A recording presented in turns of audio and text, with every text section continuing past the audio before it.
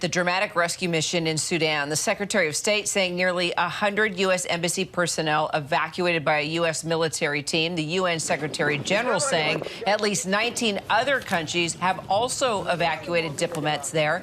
But as the violence escalates between the Sudanese armed forces and paramilitary forces, 16,000 Americans still remain in the country. And the death toll in Sudan is rising as more than 400 people have now been killed. Another 3,700 injured in the last 9 days, according to the United Nations. Pentagon Press Secretary Brigadier General Pat Ryder, he spoke about the situation during a news conference just a short little while ago. Take a listen. In terms of next steps, U.S. Africa Command and the Department of Defense continue to work closely with State Department, which has the lead for helping American citizens wishing to depart Sudan. Those efforts include providing intelligence, surveillance, and reconnaissance capabilities to observe potential land routes out of Sudan and detect threats. So for more, let's bring in ABC News contributor and former State Department official Steve Ganyard, who is with us on these stories quite a bit. So, Steve, there are a lot of countries involved in this, supporting both sides of the conflict in Sudan. You know, this is a country, obviously, that's been plagued by conflict. What's the state of play in the region right now? What hope, if any, do you see?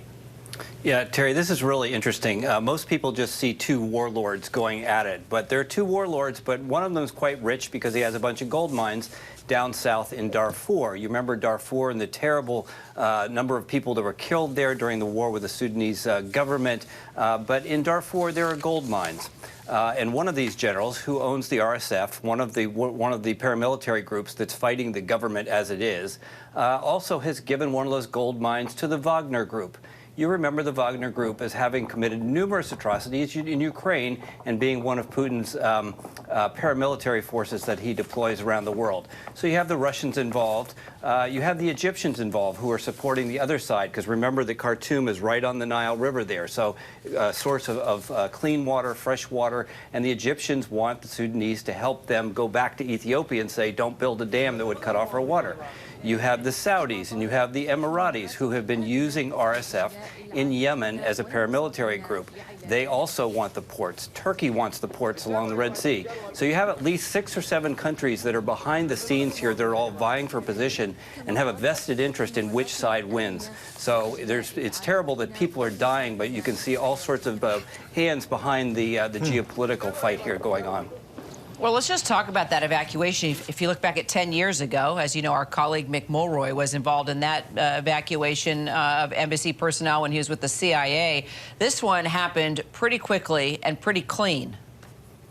Yeah, obviously the State Department and the agency were able to talk to both sides. Secretary Blinken said he talked to both of the generals, who are really just warlords, but he talked to both the warlords and said, hey, you need to knock it off so that we can get our people out. We're going to bring some airplanes in. We don't want you to shoot at us. So they had some pretty good prior coordination.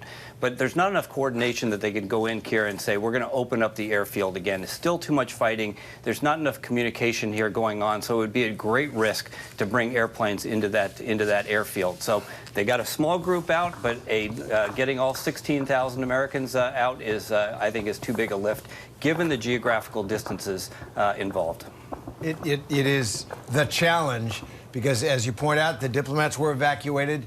Up to 16,000 Americans remain in Sudan. Many of them want to get out. Our chief White House correspondent, Mary Bruce, asked National Security Advisor Jake Sullivan about this at the White House press briefing earlier today.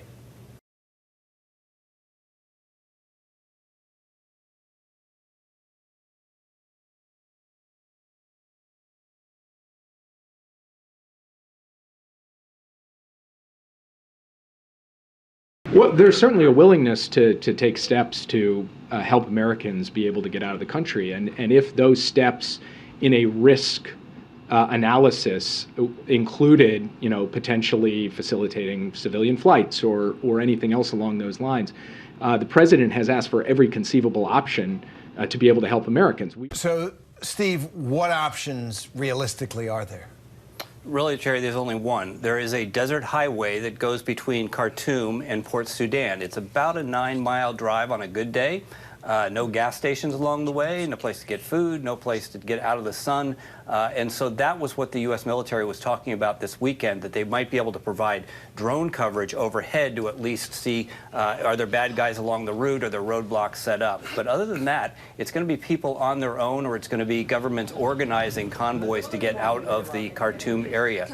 It's still quite dicey to even get out of Khartoum. Apparently, we're seeing reports of convoys coming under shelling and under fire when they try to escape the city.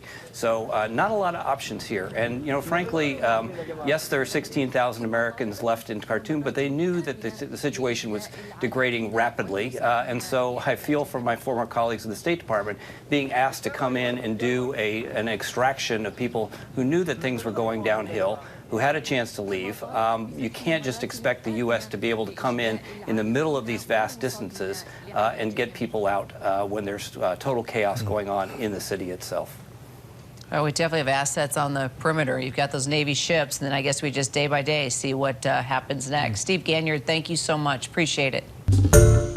Hi, everyone. George Stephanopoulos here. Thanks for checking out the ABC News YouTube channel. If you'd like to get more videos, show highlights, and watch live event coverage, click on the right over here to subscribe to our channel. And don't forget to download the ABC News app for breaking news alerts. Thanks for watching.